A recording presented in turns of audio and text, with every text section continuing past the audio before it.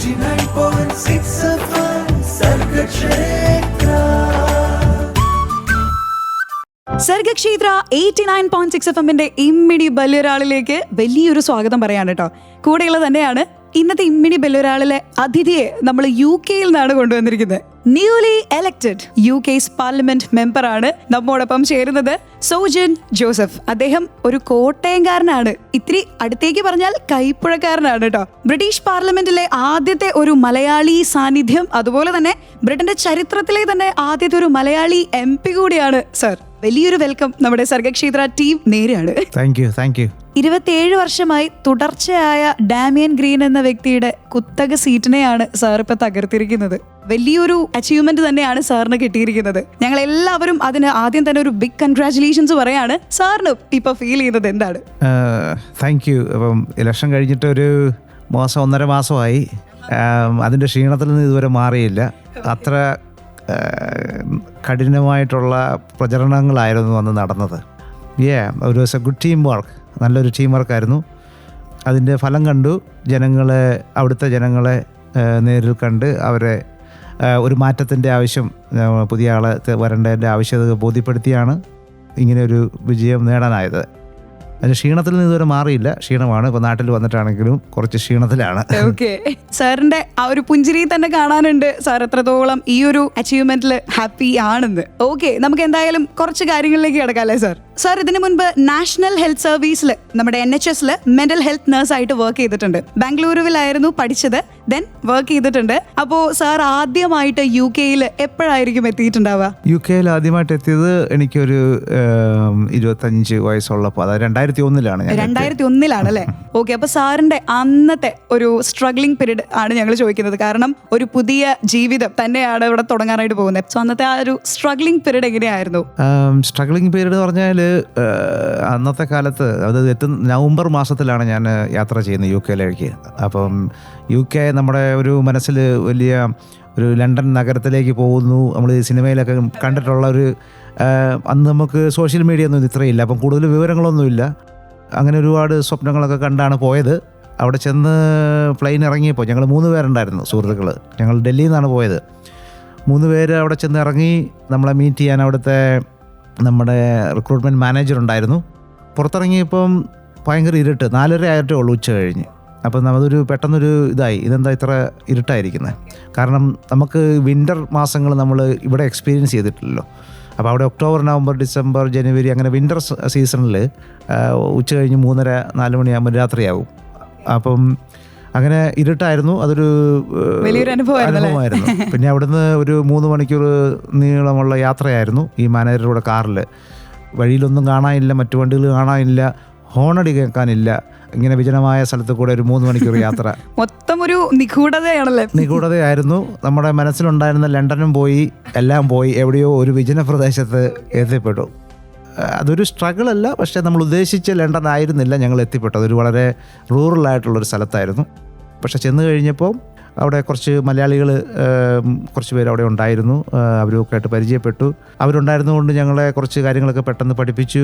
ഒരു mental health nursing ഹോമിലാണ് ഞാൻ ആദ്യം എത്തിയത്. നമ്മുടെ അഡാപ്റ്റേഷൻ ചെയ്യാനായിട്ട് എത്തിയതാണ്. അടുത്ത ദിവസം തന്നെ ജോലി തുടങ്ങി. പിന്നെ അത് ഇപ്പം എന്നാ പറയുന്നത്, നമുക്ക് ഒരു 450-500 പൗണ്ടിൽ കൂടുതലൊന്നും നമുക്കന്നൊരു മാസം ജോലി ചെയ്താൽ കിട്ടത്തില്ല. നമ്മൾ നേഴ്സായിട്ടില്ല, ക്വാളിഫൈഡ് നേഴ്സായിട്ടില്ല. അതൊരു സ്ട്രഗിളാണ്. കാരണം നമ്മൾ ഒരുപാട് പ്രതീക്ഷയുമായിട്ട് അവിടെ ചെന്ന് നമുക്ക് നാട്ടിലേക്ക് പൈസ അയച്ചു കൊടുക്കാൻ, അപ്പം എന്നാ പറയുന്നത്, ഭക്ഷണങ്ങളൊന്നും ഒക്കെ പിടിച്ച് കഴിച്ച് മിച്ചം വെച്ചിട്ട് വേണം നമുക്ക് തിരിച്ചയച്ചു കൊടുക്കാൻ. അത് അവിടെ ഇവിടുന്നൊക്കെ ആദ്യം പോയ എല്ലാവരുടെയും സ്ഥിതി അതൊക്കെ തന്നെയായിരുന്നു. പക്ഷേ അതൊക്കെ കഴിഞ്ഞ് നമുക്ക് പിൻ നമ്പറൊക്കെ കിട്ടി, നമ്മൾ രജിസ്റ്റേർഡ് നേഴ്സായി. നമുക്ക് ഒരു 6 മാസം 1 വർഷമൊക്കെ കഴിഞ്ഞപ്പോൾ നമ്മൾ കുറച്ചും കൂടെ അവിടുത്തെ കാര്യങ്ങളൊക്കെ പഠിച്ചു.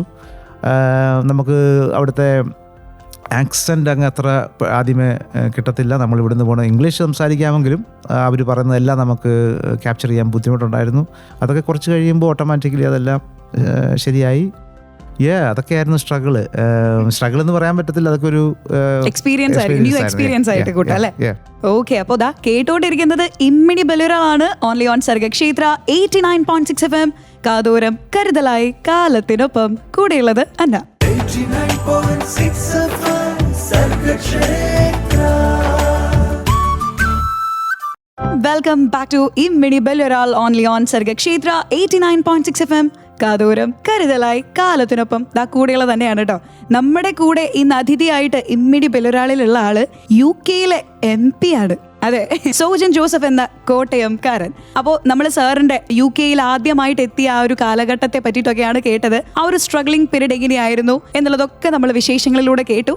ഇനി സാർ നമുക്ക് അറിയാനുള്ളൊരു കാര്യം, ഒരു മറുനാട്ടുകാരൻ ഒരു രാജ്യത്തിന്റെ ഭരണ സംവിധാനത്തിലെ അംഗമാവാണ്. ഇപ്പൊ നമുക്ക് അറിയാത്ത കുറെ ആളുകൾ ഇതുപോലെ നമ്മുടെ നാട്ടുകാർ തന്നെ കുറെ ട്രൈ ചെയ്തിട്ടുള്ള ഒരു മേഖല തന്നെയായിരിക്കും. പക്ഷെ അവർക്ക് അച്ചീവ് ചെയ്യാൻ പറ്റാത്ത ഒരു വലിയൊരു സ്ഥാനമാണ് സാറിന് ഇപ്പോൾ ലഭിച്ചിരിക്കുന്നത്. എങ്ങനെയായിരുന്നു നേഴ്സിൽ നിന്ന് അങ്ങനെ ഒരു മേഖലയിൽ നിന്ന് പൊളിറ്റിക്സിലേക്ക് വന്ന ആ ഒരു ട്രാൻസിഷൻ പീരീഡ്? സാറിന്റെ ചാലഞ്ചസ് എങ്ങനെയൊക്കെയായിരുന്നു? അന്ന പറഞ്ഞ പോലെ മറുനാട്ടുകാരൻ എന്ന് ഇനി പറയാൻ പറ്റത്തില്ല. ഇനി പറയാനായിട്ട് പറ്റില്ല. കാരണം ഞാൻ എൻ്റെ ഇന്ത്യൻ സിറ്റിസൺഷിപ്പ് കളഞ്ഞ് UK സിറ്റിസൺ ആയ ആളാണ് ഞാൻ. പക്ഷേ നമുക്ക് നമ്മുടെ ഇന്ത്യ ഗവൺമെൻറ് നൽകുന്ന ഓവർസീസ് സിറ്റിസൺ ഓഫ് ഇന്ത്യ എന്ന നമുക്ക് ഉള്ള പദവിയുണ്ട്. അപ്പം അതുകൊണ്ട് നമുക്ക് അപ്പം ഞാൻ അവിടുത്തെ സിറ്റിസൺഷിപ്പ് എടുത്തു. അത് ആ നാട്ടിലാണ് ജീവിക്കുന്നത്, ആ നാട്ടിലാണ് എൻ്റെ കുടുംബം കുട്ടികളൊക്കെ ഉണ്ടായത്, കുട്ടികൾ പഠിക്കുന്നത്. ആ നാട്ടിലെ ഓരോ സംസ്കാരവുമായിട്ട് ഞങ്ങൾ ഇഴുകിച്ചേർന്നു. നമ്മുടെ സംസ്കാരം നമ്മൾ മുറുകെ പിടിക്കുന്നു, നമ്മൾ ആ നാട്ടിലെ സംസ്കാരം അക്സെപ്റ്റ് ചെയ്യുന്നു. ഒരുപാട് നല്ല സഹപ്രവർത്തകർ ജോലി സ്ഥലത്തും അതുപോലെ പുറത്തും, നമ്മുടെ അവിടുത്തെ ലോക്കൽ പള്ളികളാണെങ്കിലും കടകളാണെങ്കിലും ഹോസ്പിറ്റൽ അങ്ങനെയൊക്കെയുള്ള ആളുകളൊക്കെ ആയിട്ട് ഇടപഴകി നമ്മൾ പതുക്കെ ആ നാടിനെ കൂടുതൽ അക്സെപ്റ്റ് ചെയ്തു, സ്വീകരിച്ചു, അവിടെ ഇഷ്ടപ്പെട്ടു തുടങ്ങി. അവിടെ ഒരുപാട് നല്ല കാര്യങ്ങൾ നടക്കുന്നുണ്ട്. അപ്പോൾ പിന്നീട് നമ്മൾ ഒരു സ്റ്റെപ്പ് കഴിഞ്ഞ് നമുക്കെങ്ങനെ കൂടുതൽ ആ നാടിനെ നന്നാക്കാം എന്നുള്ള ഒരു ചിന്തയിലേക്ക് വരികയാണ്. എൻ്റെ ജോലി പറഞ്ഞ പോലെ ഞാനൊരു സൈക്യാട്രിക് നേഴ്സായിരുന്നു. അപ്പോൾ ഒരുപാട് രോഗികളും ആയിട്ട് ഇടപഴകുന്ന ഒരു ജോലിയാണ്, അവരുടെ കുടുംബങ്ങളായിട്ട് ഇടപഴകുന്ന ജോലിയാണ്. അവരുടെ ബുദ്ധിമുട്ടുകൾ എല്ലാ ദിവസവും അവർ ഷെയർ ചെയ്യാറുണ്ട്, കാണാറുണ്ട്. അപ്പോൾ നമ്മൾ പോകുന്ന റൂട്ടിക്കുള്ളിൽ പോയാൽ നമുക്ക് ഒരു മാനേജർ അല്ലെങ്കിൽ ഒരു ഇതായി നിൽക്കുകയേ പറ്റുള്ളൂ. പക്ഷെ നമുക്ക് ഒരു രീതികളിലും ഈ സിസ്റ്റത്തെ മാറ്റാൻ നമുക്ക് സാധിക്കത്തില്ല. നമുക്ക് യു കാണ്ട് ഇൻഫ്ലുവൻസ്. അങ്ങനെ ഒരു ചിന്തയിൽ നിന്നാണ് എന്തുകൊണ്ട് രാഷ്ട്രീയത്തിൽ പോയാൽ നമുക്ക് നിയമനിർമ്മാണ സ്ഥലത്ത് ചെത്തിപ്പെടാൻ പറ്റുവാണെങ്കിൽ നമ്മൾ മാറ്റങ്ങൾ വരുത്താൻ സാധിക്കുമോ, അങ്ങനെ ഒരു ചിന്തയിൽ നിന്നാണ് രാഷ്ട്രീയത്തിലേക്ക് കടക്കാനുള്ള കാരണം. ഓക്കെ സാർ, അപ്പോൾ ഇതാ കേട്ടുകൊണ്ടിരിക്കുന്നത് സോജൻ ജോസഫ് എന്ന കോട്ടയംകാരന്റെ വിജയത്തിന്റെ കഥകളാണ്. ഇമ്മിണി ബെല്ലൊരാളിൽ ഓൺലി ഓൺ സർഗക്ഷേത്ര 89.6 FM. കാതോരം കരുതലായി കാലത്തിനൊപ്പം കൂടെയുള്ള തന്നെയാണ്. 89.6 FM Sargakshetra. Welcome back to ഇമ്മിണി ബെല്ലൊരാൾ. ഇന്ന് നമ്മോടൊപ്പം ചേരുന്ന വ്യക്തി എന്ന് പറയുന്നത് UK കാരനാണ്. അതിനു മുൻപ് നമ്മുടെ ഒരു ഇന്ത്യക്കാരനായിരുന്നു. പക്ഷെ ഇപ്പോൾ UK പാർലമെന്റ് അംഗമാണ് സോജൻ ജോസഫ് എന്ന കോട്ടയംകാരൻ. സാർ, ഇനി നമ്മൾ സാറിന്റെ ആ ഒരു ട്രാൻസിഷൻ പീരീഡിനെയൊക്കെ പറ്റിയിട്ട് കേട്ടു, എങ്ങനെയായിരുന്നു ആ UK പൊളിറ്റിക്സിലേക്ക് എത്തിയത് എന്ന് കേട്ടു. ഇനി ചോദിക്കുന്നത്, നമ്മുടെ UK പാർലമെന്റിനെ നമ്മൾ മദർ ഓഫ് പാർലമെന്റ്സ് എന്നാണ് വിശേഷിപ്പിക്കുന്നത്. സോ ഈ ഒരു എലക്ഷൻ പ്രോസസ്സിനെ പറ്റിയിട്ടൊന്ന് സാറിന് എക്സ്പ്ലെയിൻ ചെയ്യാനായിട്ട് പറ്റുമോ? യെസ്, UK പാർലമെൻറ്റിനെ മദർ ഓഫ് പാർലമെൻറ്റ് നമ്മൾ വിളിക്കുന്നു. നമ്മുടെ ആ മാതൃകകളാണ് ലോകത്തിൻ്റെ മറ്റു പല ഡെമോക്രാറ്റിക് രാജ്യങ്ങളിലും ഫോളോ ചെയ്യുന്നത്. നമ്മുടെ ഇന്ത്യയിൽ പോലും നമ്മൾ ഫോളോ ചെയ്യുന്നത് ബ്രിട്ടീഷ് ഡെമോക്രാറ്റിക് രീതികളും പാർലമെൻ്ററി കാര്യങ്ങൾ പോലെ തന്നെയാണ് ഇവിടെയും നടന്നത്. ഇന്ത്യയുമായിട്ട് കമ്പയർ ചെയ്യുമ്പോൾ election process almost exactly same രീതികളാണ്. പാർലമെൻറ്റിൻ്റെ കാലാവധി 5 വർഷമാണ്. കാലാവധി തീരുന്നതിന് മുമ്പ് ഭൂരിപക്ഷം നഷ്ടപ്പെട്ടു കഴിഞ്ഞാൽ ഗവൺമെൻറ് അവിശ്വാസ പ്രമേയം, നമ്മളിവിടെ പറയുന്ന പോലെ വോട്ട് ഓഫ് കോൺഫിഡൻസ് അങ്ങനെയുള്ള സംവിധാനങ്ങളൊക്കെ അവിടെ ഉണ്ട്. ഇല്ലെങ്കിൽ പാർലമെൻറ്റിൻ്റെ കാലാവധി പൂർത്തിയാകുന്നതിന് മുമ്പ് ജനറൽ ഇലക്ഷൻ കോൾ ചെയ്യണം. ഇലക്ഷൻ കമ്മീഷൻ പോലെയുള്ള സംവിധാനം അവിടെയുണ്ട്. ഇലക്ഷൻ ഡിക്ലെയർ ചെയ്യും. പാർട്ടികൾ അവരുടെ സ്ഥാനാർത്ഥികളെ നിശ്ചയിക്കും. അതിനകത്ത് ചിലപ്പോൾ ഒരുപക്ഷെ ആണെങ്കിൽ ചെറിയ മാറ്റങ്ങളൊക്കെ ഉണ്ടാകാം. ഇവിടെ സ്ഥാനാർത്ഥികളെ നിശ്ചയിക്കുന്നതിൽ ഇൻഫ്ലുവൻസും അല്ലെങ്കിൽ മുതിർന്ന നേതാക്കളും ഒക്കെയാണ് ഇവിടെ സ്ഥാനാർത്ഥികളായി വരുന്നത്. അവിടെ ഒരു പരിധിവരെ അങ്ങനെയാണ്. കാരണം പാർട്ടിയുടെ അടുത്ത പ്രൈം മിനിസ്റ്റർ കാൻഡിഡേറ്റ് ആരാന്ന് വർഷങ്ങൾക്ക് മുമ്പേ തീരുമാനിച്ചിട്ടുണ്ടാകും. ഒരു ഷാഡോ ക്യാബിനറ്റ് കാണും. ഇവരൊക്കെ ആയിരിക്കും ഈ ടീം ജയിച്ചു കഴിഞ്ഞാൽ നമ്മുടെ മന്ത്രിമാരാകാൻ പോണത് എന്നൊക്കെയുള്ള ഒരു ഓൾറെഡി അത് തീരുമാനിച്ചു വെച്ചിട്ടുണ്ടാകും, ജനങ്ങൾക്കറിയാം. അപ്പം ജനങ്ങൾ തിരഞ്ഞെടുക്കുന്നതിന് മുമ്പ് തന്നെ അവർക്കറിയാം നമ്മുടെ ഈ പാർട്ടിയാണ് വിജയിപ്പിക്കുന്നെങ്കിൽ ആരായിരിക്കും നമ്മുടെ ധനകാര്യം കൈകാര്യം ചെയ്യുന്നത്, ആരായിരിക്കും നമ്മുടെ ഡിഫൻസ് കൈകാര്യം ചെയ്യുന്നത്, അങ്ങനെയുള്ള ഒരു ധാരണ ജനങ്ങൾക്കുണ്ട്. മറ്റ് കാൻഡിഡേറ്റ്സിനെ തിരഞ്ഞെടുക്കുമ്പോൾ ഒരു ആപ്ലിക്കേഷൻ പ്രോസസ്സുണ്ട്. നമുക്ക് മെമ്പേഴ്സ് ഇത്ര നാളായി നമ്മൾ ഈ പാർട്ടിയിൽ പ്രവർത്തിക്കുന്ന മെമ്പേഴ്സ്, നമ്മുടെ ആപ്ലിക്കേഷൻ പ്രോസസ്സും അതുപോലെ ഇൻ്റർവ്യൂ സ്റ്റേജുകളും ഒരേ പാർട്ടിയിലുള്ള 2 പേര് തമ്മിൽ ഒരു ഹസ്റ്റിങ്സും എന്നിട്ട് ലോക്കൽ പാർട്ടി ഗ്രൂപ്പിന് ഡിസൈഡ് ചെയ്യാം who is the best candidate. അങ്ങനെയുള്ള പ്രോസസ്സുകളിൽ കൂടിയാണ് ഈ കാൻഡിഡേറ്റിലേക്ക് എത്തുന്നത്. അപ്പോൾ ഇലക്ഷൻ്റെ കാൻഡിഡേറ്റ് ആകുന്നതിന് മുമ്പ് തന്നെ നമ്മൾ അത്യാവശ്യം വർക്ക് ചെയ്യണം. പിന്നെ ഇലക്ഷൻ നോർമൽ നമ്മുടെ ഇവിടുത്തെ അത്രയും ഒച്ചത്തിലുള്ള ചുവരെഴുതിയുള്ള പ്രചരണങ്ങളൊന്നുമില്ല. കുറച്ചും കൂടെ ശാന്തമായിട്ടുള്ള ആളുകളിലേക്ക് കൂടുതലെത്തുന്ന, ആളുകളുടെ വീട്ടുകളിൽ ചെന്ന് ഡോർ നോക്ക് ചെയ്ത് സംസാരിച്ച് കൺവിൻസ് ചെയ്യും. പിന്നെ കാൻഡിഡേറ്റുമായിട്ട് ഹസ്റ്റിങ്സ് എന്ന് പറയും, അവരുമായിട്ട് ഡിബേറ്റ്സ് ഉണ്ടാകും, ലീഫ്ലെറ്റുകൾ വിതരണം ചെയ്യണം. അങ്ങനെയുള്ള ഒരു രീതിയിലാണ് അവിടുത്തെ ഇലക്ഷൻ പ്രോസസ്സ്.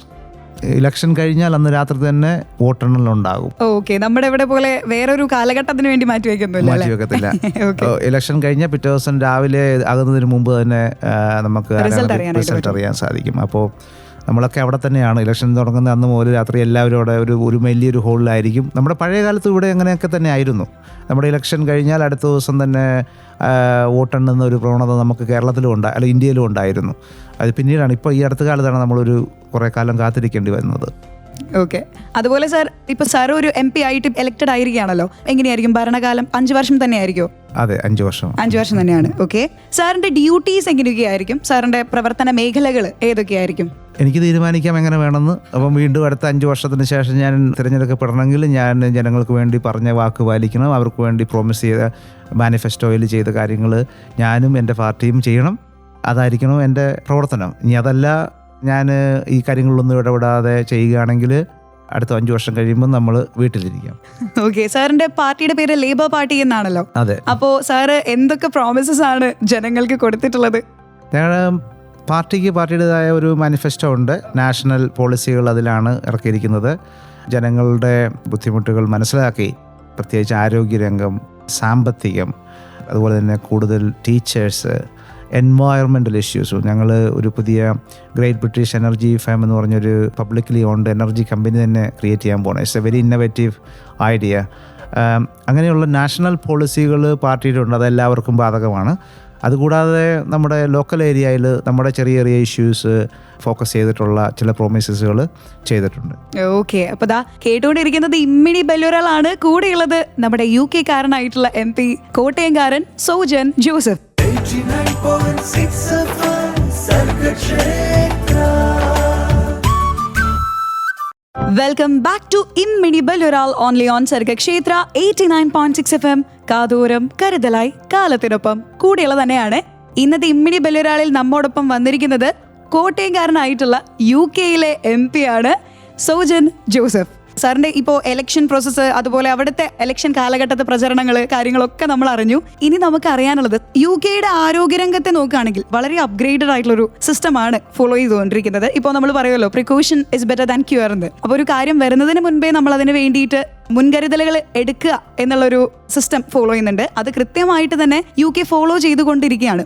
സാറിന് ഇന്ത്യയുടെ ആരോഗ്യരംഗത്ത് ബേസിക്കലി അഡോപ്റ്റ് ചെയ്താൽ കൊള്ളാം എന്ന് തോന്നുന്ന എന്തെങ്കിലും കാര്യങ്ങൾ ശ്രദ്ധയിൽ പെട്ടിട്ടുണ്ടോ? ആരോഗ്യരംഗത്ത് ഇവിടെ ആദ്യമായി തന്നെ എനിക്ക് തോന്നുന്നത് നമ്മുടെ നേഴ്സുമാർക്ക് കുറച്ചും കൂടെ ശമ്പളം കിട്ടുവാണെങ്കിൽ നല്ലതായിരിക്കും. ശരിയാണ്. ഞാൻ ആദ്യമായിട്ട് ഇവിടെ നേഴ്സായിട്ട് വർക്ക് ചെയ്തപ്പോൾ എനിക്ക് കിട്ടിയ ശമ്പളം എന്ന് പറഞ്ഞാൽ 3000 രൂപയാണ്. അന്ന് 2000 രൂപയ്ക്കും 2500 രൂപയ്ക്കും ഒക്കെ ജോലി ചെയ്ത ഒരുപാട് നേഴ്സുമാരുണ്ട്. അപ്പോൾ ആരോഗ്യരംഗത്ത് ആദ്യം വേണ്ടത് നല്ല സ്റ്റാഫ്, ഇഷ്ടംപോലെ സ്റ്റാഫ്. അപ്പോൾ അവർക്ക് അത്യാവശ്യം നല്ല പേ ഒക്കെ കിട്ടുവാണെങ്കിൽ നേഴ്സുമാർക്ക് കുറച്ചുകൂടി അംഗീകാരം ഉണ്ടാകും. ഞങ്ങൾ പറയുന്നത് നേഴ്സിംഗ് ഈസ് എ കോൾ എന്നാണ് പറയുന്നത്. ഓക്കെ, എല്ലാവരെ കൊണ്ടും ചെയ്യാൻ പറ്റുന്ന ജോലിയല്ല. പക്ഷേ UK അല്ലെങ്കിൽ യൂറോപ്പ്, അമേരിക്ക, ഓസ്ട്രേലിയ എന്ന രാജ്യങ്ങളിൽ ഒരു നേഴ്സിന് കിട്ടുന്ന ഒരു അംഗീകാരം, ഒരു റെസ്പെക്റ്റ്, ഈവൻ ലിവിങ് കണ്ടീഷൻ, അത് നമുക്കിവിടെ ഉണ്ടോ എന്ന കാര്യത്തിൽ എനിക്ക് സംശയമുണ്ട്. അപ്പോൾ അതായിരിക്കും എൻ്റെ ഒരു ടോപ്പ് പ്രയോറിറ്റി. പേഷ്യൻ്റ് കെയറിൽ നമ്മുടെ നാട്ടിൽ അത്യാവശ്യം കുഴപ്പമില്ലാത്ത രീതിയിലാണ് ഇവിടുത്തെ ആരോഗ്യമേഖല പ്രവർത്തിക്കുന്നത്. ചില കാര്യങ്ങളിൽ നമ്മൾ മറ്റ് രാജ്യങ്ങളെക്കാളും മുൻപന്തിയിലാണ്. അതായത് ഇപ്പം ഞങ്ങൾക്ക് അവിടെ UK ഒരുപാട് വെയിറ്റിംഗ് ടൈമൊക്കെ ഉണ്ട്. നമ്മൾക്കൊരു സ്പെഷ്യലിസ്റ്റ് സർജറി നടക്കണമെങ്കിൽ കുറച്ച് നാൾ വെയിറ്റ് ചെയ്യേണ്ട ഒരു പ്രശ്നമൊക്കെ ഉണ്ട്. അത് വെച്ച് നോക്കുമ്പോൾ നമുക്കിവിടെ എന്ന് പറയാൻ പറ്റും. പക്ഷേ patient experience is big difference. Patient experience എന്ന് പറഞ്ഞു കഴിഞ്ഞാൽ ഞാൻ ഒരു ഡോക്ടറെ കാണാൻ പോകുന്നു, ആ ഡോക്ടർ എന്നോട് സമീപിക്കുന്ന രീതിയുണ്ട്. എന്നോട് എല്ലാ കാര്യങ്ങളും ആദ്യം മുതലേ എക്സ്പ്ലെയിൻ ചെയ്ത് ഇതാണ് താങ്കളുടെ പ്രശ്നം, നമ്മളിതാണ് ചെയ്യാൻ പോകുന്നത്, ഇതൊക്കെയാണ് നമ്മൾ ചെയ്യുന്നത്. ആ ഒരു ഫ്രണ്ട്ലി അപ്രോച്ചും നമ്മുടെ അത് പേഷ്യൻ്റ് എക്സ്പീരിയൻസ്, അത് നമ്മൾ അതിന് വേണ്ടി തന്നെ ഒരു ഡിപ്പാർട്ട്മെൻ്റ് ഉണ്ട് പേഷ്യൻസ് എക്സ്പീരിയൻസ് ബെറ്റർ ആക്കാൻ വേണ്ടി. ആ കാര്യത്തിൽ നമ്മൾ ഇവിടെ ഒരു അല്പം പുറകിലോട്ടാണോ എന്നൊരു സംശയമുണ്ട്. നമ്മൾ ചെന്ന് കഴിഞ്ഞാൽ ട്രീറ്റ് ചെയ്യുന്നത് നമുക്കറിയത്തില്ല, ഓക്കെ തന്നു, ഇതാണ് തരാൻ പോണത്. ഞാനത് അത് നമുക്ക് ഒരുപാട് പോപ്പുലേഷനുള്ള ഒരു വലിയ രാജ്യമാണ്. അപ്പോൾ നമുക്ക് ആ രീതിയിൽ അത് നിലയിലേക്ക് എത്തിയിട്ടുണ്ട്. അതിൽ ഒരുപക്ഷെ കുറച്ചുകൂടെ മുന്നോട്ടൊക്കെ പോകുമ്പോൾ ഇപ്പോൾ രോഗികളെ നമ്മൾ ഒരുപക്ഷെ അത് കുറേ കാലം കൊണ്ട് നമ്മൾ ഫോളോ ചെയ്തു പോരുന്ന ഗവൺമെൻറ് ആശുപത്രികളിൽ നമുക്ക് ഫ്രീ ട്രീറ്റ്മെൻറ്റ് കിട്ടുന്നു. അപ്പോൾ നമ്മൾ പോയി മണിക്കൂറുകളോളം ക്യൂ നിന്ന് അങ്ങോട്ട് മാറി നിൽക്കും ഇങ്ങോട്ട് മാറി നിൽക്കുന്നത് കേട്ട് ആണ് ഇവിടെ നമ്മുടെ ഗവൺമെൻറ് ആശുപത്രികളിലൊക്കെ പണ്ട് നമുക്ക് കിട്ടുക. ഇപ്പോൾ അതൊക്കെ കുറച്ചുകൂടെയൊക്കെ മാറി മാറി വരുന്നുണ്ട്. അപ്പോൾ അത് ആ പേഷ്യൻ്റ് ഏറ്റവും കൂടുതൽ കെയർ വേണ്ട, ഏറ്റവും കൂടുതൽ അറ്റൻഷൻ വേണ്ട ഒരു സമയമാണ്. നമ്മൾ രോഗിയായിട്ട് ചെല്ലുമ്പോൾ നമുക്ക് നമ്മുടെ ഒരു അവശതയിലായിരിക്കും അല്ലേ, ആ സമയത്താണ് നമുക്ക് ഏറ്റവും കൂടുതൽ കെയർ വേണ്ടത്. അത് നമുക്ക് തരേണ്ടത് ആ ഹോസ്പിറ്റലിലെ സ്റ്റാഫും ഒക്കെയാണ്. അപ്പം ആ കാര്യത്തിൽ യൂറോപ്പും ഈ ബ്രിട്ടനും ഒക്കെ ഒരുപാട് മുൻപന്തിയിലാണ്. പിന്നെ ഗവേഷണങ്ങൾ, റിസർച്ചുകളും പുതിയ ഐഡിയാസും പുതിയ എല്ലാം കൂടുതൽ നടക്കുന്നത് UK ആണ്. അതിന് വേണ്ടിയിട്ട് റിസർച്ചുകൾക്കൊക്കെ വേണ്ടി ഒരുപാട് പൈസ മാറ്റി വെച്ചിട്ടുണ്ട്. നമുക്ക് അങ്ങനെ റിസർച്ചുകളൊക്കെ എത്രമാത്രം ഉണ്ടെന്ന് ഞാൻ ഈ ഇവിടുന്ന് ആരോഗ്യരംഗത്ത് നിന്ന് മാറി നിന്നിട്ട് ഒത്തിരി നാളായി ഈ നമ്മുടെ ഇവിടെ ഇന്ത്യയിൽ. അപ്പോൾ അതുകൊണ്ട് എനിക്കറിയത്തില്ല ഇവിടെ എന്തുമാത്രമുണ്ട്. ഞാൻ പഠിച്ചിരുന്ന കാലത്ത്, ഞാൻ ജോലി ചെയ്തിരുന്ന കാലത്ത് അങ്ങനെ ഒരു റിസർച്ച് ഒന്നും ഞാൻ ചെയ്ത സ്ഥലങ്ങളിലൊന്നും അധികം കണ്ടിട്ടില്ല. അപ്പം അത് ഒരു വലിയ ഇതാണ് നമ്മുടെ. അതുപോലെ തന്നെ മറ്റൊന്ന് നമ്മുടെ സ്റ്റാഫിൻ്റെ ഡെവലപ്മെൻറ്റ്. നമ്മളിവിടെ സ്റ്റാഫായി സ്റ്റാർട്ട് ചെയ്ത് കഴിഞ്ഞാൽ പിന്നെ അവർ സ്ഥിരം അതാണ്, പിന്നെ പൊസിഷൻ തന്നെയാണ്. നമ്മളവിടെ നമ്മൾ ജോലി തുടങ്ങിക്കഴിഞ്ഞ് കഴിഞ്ഞാൽ ആ ജോലി ചെയ്യുന്ന സമയത്ത് തന്നെ ആ കൂട്ടത്തിൽ തന്നെ നമുക്ക് എത്ര വേണമെങ്കിലും പഠിക്കാനുള്ള സൗകര്യങ്ങൾ അവിടെയുണ്ട്. അത് എല്ലാ പ്രൊഫഷണൽസിനും, നേഴ്സസിനും ഡോക്ടേഴ്സിനും ഓക്യുപേഷണൽ തെറാപ്പിസ്റ്റ് അങ്ങനെയുള്ള എല്ലാവർക്കും. ഞാനങ്ങനെയാണ്, ഞാൻ ഒരു മാസ്റ്റേഴ്സ് ഒക്കെ ചെയ്തത് ഞാൻ ജോലി ചെയ്യുന്ന കാലഘട്ടത്തിൽ തന്നെയാണ്. അവർ അതും NHS ട്രസ്റ്റ് തന്നെ സ്പോൺസർ ചെയ്തിട്ടാണ് ചെയ്യുന്നത്. നമുക്ക് അതിനകത്ത് പൈസയൊന്നും മുടക്കില്ല. അപ്പോൾ അങ്ങനെയുള്ള കാര്യങ്ങളിലൊക്കെ ഒരുപാട് അഡ്വാൻസ്ഡ് ആണ് UK. പിന്നെ ഒരു മൾട്ടി പ്രൊഫഷണൽ അപ്രോച്ച് എല്ലാ കാര്യങ്ങളിലും. ഒരു നേഴ്സും ഡോക്ടർ മാത്രമല്ല നമ്മൾ കാണുന്നത്, മറ്റ് ഒരു മൾട്ടി പ്രൊഫഷണൽ അപ്രോച്ച് എല്ലാ മേഖലകളിലും അത് ഉണ്ട്. ഓക്കെ സാർ, അപ്പോൾ നമുക്ക് നല്ലൊരു വ്യക്തമായിട്ടുള്ളൊരു ഉത്തരം തന്നെയാണ് സോജൻ ജോസഫ് സാർ തന്നിരിക്കുന്നത്. കേട്ടുകൊണ്ടേയിരിക്കും ഇമ്മിടി ബല്യൊരാളാണ് കൂടെയുള്ളത് Anna only on Sargakshetra 89.6 FM. കാതോരം കരുതലായി കാലത്തിനൊപ്പം. 89.6 FM Sargakshetra. Welcome back to ഇമ്മിടി ബല്യൊരാൾ ഓൺലി ഓൺ സർഗക്ഷേത്ര 89.6 FM. കാതോരം കരുതലായി കാലത്തിനൊപ്പം. കൂടെയുള്ളത് അന്ന. തന്റെ 25ാമത്തെ വയസ്സിൽ UK എത്തി. ഇപ്പോൾ UK പാർലമെന്റ് അംഗമായിട്ട് മാറിയ സോജൻ ജോസഫ് സാർ ആണ് നമ്മോടൊപ്പം ഉള്ളത്. അദ്ദേഹം ഒരു കോട്ടയംകാരൻ തന്നെയാണ്. അപ്പോൾ നമ്മൾ ഇനി അടുത്തതായിട്ട് ചോദിക്കാൻ പോകുന്നത്, നമ്മുടെ പൊതുപ്രവർത്തനം അത് ഇന്ത്യയിലെ ആണെങ്കിലും മറ്റ് രാജ്യങ്ങളിലെ ആണെങ്കിലും വളരെ വ്യത്യാസം ഉള്ളൊരു കാര്യം തന്നെയായിരിക്കും. പൊതുപ്രവർത്തനം അതുപോലെ പൊതുപ്രവർത്തകരും. സാർ എങ്ങനെയാണ്, സാറിന്റെ പോയിന്റ് ഓഫ് വ്യൂവിൽ ഒന്ന് കമ്പയർ ചെയ്യുകയാണെങ്കിൽ എങ്ങനെയാണ് അവരുടെ പ്രവർത്തനങ്ങളൊക്കെ നടക്കുന്നത്? പൊതുപ്രവർത്തകർ എന്ന് പറഞ്ഞാൽ അവർ ജനസേവകരാണ്, അങ്ങനെ ആയിരിക്കണം. അല്ലെങ്കിൽ അവർ പൊതുപ്രവർത്തകരാകരുത്. ആ ഒരു മൈൻഡ് സെറ്റ് ഉള്ളവരായിരിക്കണം പൊതുപ്രവർത്തനത്തിലേക്ക് വരും. നമ്മൾ പല സാഹചര്യങ്ങൾ കൊണ്ട് പൊതുപ്രവർത്തനത്തിൽ എത്തിപ്പെടാം. ചിലർ ആ പാഷൻ കൊണ്ട്, ചിലർ ഓട്ടോമാറ്റിക്കലി ആ സ്ഥാനത്ത് എത്തിപ്പെടാം. അപ്പോൾ നമുക്ക് മറ്റുള്ളവരെ സഹായിക്കാൻ, നമ്മൾ ഉദ്ദേശിച്ച കാര്യങ്ങൾ നടത്താൻ സാധിക്കുന്നില്ല എങ്കിൽ പിന്നെ അത് പൊതുപ്രവർത്തനം തുടങ്ങിയിട്ട് കാര്യമില്ല. ഇവിടുത്തെ വ്യത്യാസം, നമ്മളിവിടെ മിക്കവാറും രാഷ്ട്രീയ പ്രവർത്തകർ അവരുടെ കോളേജ് കാലഘട്ടത്തിലെ തന്നെ ഫോം ചെയ്യപ്പെടും. ഇവിടെ സ്റ്റുഡൻസ് യൂണിയൻ വഴി തുടങ്ങി കൂടുതലും പേരും നമ്മൾ ചുറ്റുവട്ടം നോക്കിയാൽ സ്റ്റുഡൻറ്റ് യൂണിയനിൽ പ്രവർത്തിക്കാത്ത രാഷ്ട്രീയക്കാർ വളരെ കുറവായിരിക്കും. ഒരുപക്ഷേ ഡോക്ടർ മൻമോഹൻ സിംഗിനെ പോലെയുള്ളവർ, അങ്ങനെയുള്ള, എനിക്ക് എല്ലാവരെയും അറിയത്തില്ല, ഒക്കെയുള്ള ചുരുക്കം ചിലരെ ഉണ്ടാവുള്ളൂ. അവരുടെ പ്രൊഫഷണൽ സൈഡിൽ കൂടെ വന്ന് അവരുടെ കഴിവുകൾ കൊണ്ട് രാഷ്ട്രീയത്തിലേക്ക് വന്ന ആളുകൾ. നമ്മൾ ആ ഒരു ട്രാക്ക് റെക്കോർഡ് നോക്കിക്കഴിഞ്ഞാൽ ആ കാര്യത്തിൽ UK അങ്ങനെയുള്ളവരായിരിക്കും കൂടുതൽ രാഷ്ട്രീയത്തിലേക്ക്. നമുക്കവിടെ സ്റ്റുഡൻറ്റ് യൂണിയനുകളും അങ്ങനത്തെ പ്രവർത്തനങ്ങളൊന്നും അല്ല. ചെറുപ്പത്തിൽ തന്നെ രാഷ്ട്രീയ പ്രവർത്തനങ്ങൾ തുടങ്ങും. അവരുടെ പാർട്ടിയുടെ പോളിസികൾ നോക്കി, പാർട്ടി ഇതാണ് എനിക്ക് ചൂസ് ചെയ്യേണ്ട ലൈൻ എന്ന് തീരുമാനിച്ച് അങ്ങനെയാണ് കൂടുതലും പേരും അവിടെ രാഷ്ട്രീയത്തിലേക്ക് വരുന്നത്. നമ്മുടെ ഇവിടെ ഇപ്പോൾ കോളേജ് യൂണിയനിൽ ഏത് സ്ട്രോങ് യൂണിയനാണോ ഉള്ളത്, എവിടെ ചെന്നാൽ നമുക്ക് ഷൈൻ ചെയ്യാൻ പറ്റും, ആ യൂണിയനിൽ ചേർന്നതിന് ശേഷം പിന്നെ ആ പാർട്ടിയിൽ തുടരുന്ന ഒരു രീതിയിൽ അവിടെ കൂടുതലും ആ പാർട്ടിയുടെ പോളിസികളും അതിൻ്റെ സ്റ്റാൻഡ് എന്താണെന്ന് മനസ്സിലാക്കിയിട്ടാണ് ആളുകൾ രാഷ്ട്രീയത്തിൽ ചേരുന്നത്. ഇതിനോട് റിലേറ്റഡ് ആയിട്ട് ചോദിക്കുകയാണ്, സാറിൻ്റെ അഭിപ്രായം എന്താണ് നമ്മുടെ കേരള രാഷ്ട്രീയത്തെ പറ്റി, ഇപ്പോഴത്തെ രാഷ്ട്രീയത്തെ പറ്റിയിട്ട്? എനിക്ക് അങ്ങനെ പ്രത്യേകിച്ച് കേരളത്തിൽ രാഷ്ട്രീയമൊന്നുമില്ല. സാർ ഫോളോ ചെയ്യാറുണ്ടോ നമ്മുടെ പൊളിറ്റീഷ്യൻസ് അല്ലെങ്കിൽ അവരുടെ പാർട്ടീസിനെ പറ്റിയിട്ടൊക്കെ? തീർച്ചയായിട്ടും ഉണ്ട്. ഞാൻ നമ്മുടെ ന്യൂസൊക്കെ കാണാറുണ്ട്. സ്റ്റേറ്റ് ലെവലിലാണ്, നാഷണൽ ലെവലിലാണ്. പൊളിറ്റിക്സ് എൻ്റെ ഒരു ഇഷ്ട സബ്ജക്റ്റാണ്. നല്ല പ്രവർത്തനങ്ങൾ ചെയ്യുന്ന ആരും എനിക്കിഷ്ടമുള്ള പൊളിറ്റീഷ്യൻസ്മാരാണ്. അപ്പം അത് പ്രത്യേകിച്ച് ഏത് പാർട്ടിയൊന്നൊന്നുമില്ല. നല്ല നാടിന് ഗുണം ചെയ്യുന്ന കാര്യങ്ങളാണെങ്കിൽ ഒത്തിരി. ഇപ്പം ഞാൻ ഈ 1-2 സ്ഥലങ്ങളിൽ ഞാൻ സംസാരിച്ചു. ഞാൻ ഒത്തിരി ഈ അടുത്ത കാലത്ത് കണ്ടത് നമ്മുടെ ഈ പ്രദേശങ്ങളിലൊക്കെ റോഡുകളൊക്കെ ഒത്തിരി നന്നായിട്ടുണ്ട്. സോ അങ്ങനെയുള്ള നല്ല കാര്യങ്ങൾ നമ്മുടെ കമ്മ്യൂണിറ്റിക്ക് വരട്ടെ. അത് ആരെക്കൊണ്ട് ചെയ്യാൻ സാധിക്കുന്നു അവർ ചെയ്യട്ടെ. ജനങ്ങൾ അങ്ങനെ വേണം വിലയിരുത്താൻ. ഞാൻ അതുകൊണ്ട് ഒരു പാർട്ടിക്ക് ഇത്രയും കാലം വോട്ട് ചെയ്തിരുന്നു അതുകൊണ്ട് ഞാൻ അതേ ചെയ്യുള്ളൂ, അതല്ല. ആരാണ് നമുക്ക് നല്ല സർവീസ് തരാൻ പോണത്, അങ്ങനെയുള്ളവരെ ആയിരിക്കണം നമ്മൾ തിരഞ്ഞെടുക്കേണ്ടത്. തീർച്ചയായിട്ടും. കേട്ടുകൊണ്ടിരിക്കുന്നത് ഇമ്മിണി ബല്യൊരാളാണ്, ഓൺലി ഓൺ സർഗക്ഷേത്ര 89.6 FM. കാതോരം കരുതലായി കാലത്തിനൊപ്പം. കൂടെയുള്ളത് Anna. 89.6 FM Sargakshetra. Welcome back to ഇമ്മിണി ബല്യൊരാൾ. നമ്മൾ നമ്മുടെ മാറ്റങ്ങൾക്ക് വേണ്ടി പ്രവർത്തിക്കുന്നവർക്ക് വേണ്ടിയിട്ടായിരിക്കണം പ്രവർത്തിക്കേണ്ടത് എന്ന് സോജൻ സാറ് നമ്മളോടൊന്ന് പറഞ്ഞിരുന്നു. സാറിനെ പറ്റിയിട്ട് പറയാനാണെങ്കിൽ ഒരു കോട്ടയംകാരനാണ്, പക്ഷേ നിലവിൽ MP ആണ്, അതും UK പാർലമെന്റ് അംഗമാണ്. ഇനി അടുത്തതായിട്ട് എനിക്ക് ചോദിക്കാനുള്ള ഒരു കാര്യം എന്ന് പറയുന്നത്, ഇപ്പോൾ ബ്രിട്ടന്റെ പോപ്പുലേഷനിലേക്ക് നോക്കുകയാണെങ്കിൽ ഒരു 3% ഇന്ത്യക്കാരായിരിക്കും. ഇപ്പോൾ ജോലിയുടെ ആവശ്യത്തിനാണെങ്കിലും അല്ലെങ്കിൽ സ്റ്റഡീസിന്റെയും സെറ്റിൽ ആവാനാണെങ്കിലും എന്തുകൊണ്ടായിരിക്കും എല്ലാവരും ഒരു മൈഗ്രേറ്റ് ചെയ്യണം അല്ലെങ്കിൽ ഒരു കുടിയേറുന്നവരുടെ ഒരു മെയിൻ പ്രയോറിറ്റി എന്ന് പറയുന്നത് ബ്രിട്ടൻ എന്നുള്ള ഒരു വാക്കായിട്ട് മാറുന്നത്? Why UK? UK is great. അതുകൊണ്ട് ഒറ്റ വാക്കിൽ ഉത്തരം പറഞ്ഞിരിക്കുകയാണ്. നല്ല ജീവിത സാഹചര്യം നോക്കിയാണ് നമ്മളെല്ലാവരും കുടിയേറുന്നത്. ഞാൻ ഇവിടുന്ന് കുടിയേറിയതും ഒരു കൂടുതൽ നല്ല ശമ്പളം, പൈസ സമ്പാദിക്കുക എന്നുള്ളൊരു ഉദ്ദേശത്തോടെയാണ് പോയത്. എനിക്ക് തോന്നുന്നു ഇപ്പോഴും എല്ലാവരും തന്നെ ആ ഒരു ലൈനിൽ തന്നെ ആയിരിക്കും പോണത്. പിന്നെ UK എന്തുകൊണ്ട് ചൂസ് ചെയ്യുന്നത് ചോദിച്ചു കഴിഞ്ഞാൽ UK അവസരങ്ങളുള്ളതുകൊണ്ടാണ്. ഇപ്പോൾ അതുപോലെ തന്നെ ഓസ്ട്രേലിയയിലേക്കും അമേരിക്കയിലേക്കും ഒക്കെ പോകാൻ സാധിക്കുന്നവർ അതെല്ലാം ചെയ്യുന്നുണ്ട്.